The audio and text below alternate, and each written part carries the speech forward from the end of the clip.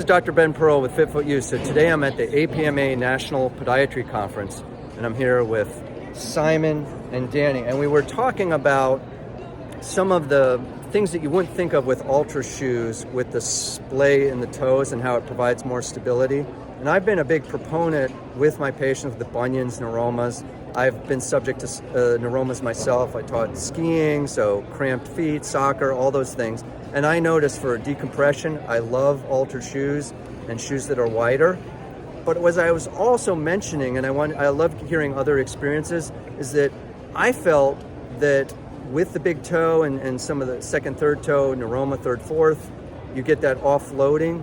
But then we were talking about the fifth toe, which I, to my patients, describe it almost as vestigial, but I got a different experience on the hiking trail vis-a-vis Danny. So tell us about it. Yeah, so I'm a lifelong backpacker and hiker, and the key word with that fifth toe is balance.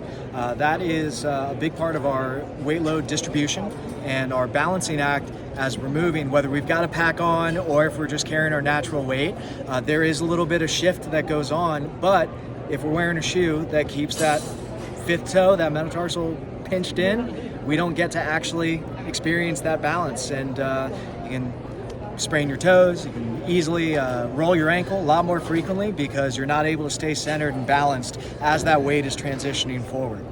And I'm thinking about what you said, and I'm just processing it. Particularly if you got a 25-pound pack, and just like you're carrying any load, now you're just a little more unwielded on the trail, and then you hit a root, and then you're coming over sharply, and that's where I could see, then that creep of the fifth toe does provide maybe a little bit outrigger. So it may, Exactly. As much as I've discounted the fifth toe, it may be more important in those extreme circumstances than we first think about. Don't count it out. I also, any backpackers out there would be familiar with using trekking poles in their day-to-day time on the trail. Sure. And that fifth toe is basically the trekking pole of the foot. And if you use trekking poles, you don't actually rely on them all the time, but sometimes you're leaning a little too far left, a little too far right. You need to plant that pole down and get that balance back into control. And that's what I'm glad you mentioned that, because now we have people living longer, trying to do more active things in their later in life. And so with proprioception in the foot, which goes as we age, just neural degeneration, this becomes even more relevant. And that, we see so many people that are baby boomers that are starting to use trekking poles for balance points. So, always when like Dr. Sanjay Gupta puts the connection with feet and neural health and Parkinson's and dementia. So this is certainly becoming more of a talked about entity, and it's good that you got that, a tip. I learned something from everybody, and I think it's cool just, hearing the experiences and then bring that into clinical practice and our patient experiences. I think we're starting to see a lot more conversation about this, and like you said, with Sanjay Gupta getting that reach out there about how important it is, and a lot of those comments about on the trail and allowing the toes to splay, it translates the same to like being in like a gym setting, strength training.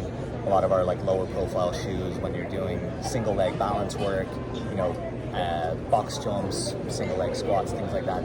It's a lot of those same principles that are allowing the feet to splay and actually engage all the muscles, as opposed to disengaging the big toe and really taking it out of commission. So yeah, we're seeing it start to spread a lot more outside of just the traditional thoughts around our shoes when it was maybe just for running, but there's a lot of different applications, in all different areas. Yeah, using it as a neural progression. Yeah. So I think that's, the future of where this could go. Yeah. Cool. Well, thanks for doing this, guys. Yeah, Appreciate Thank it. you.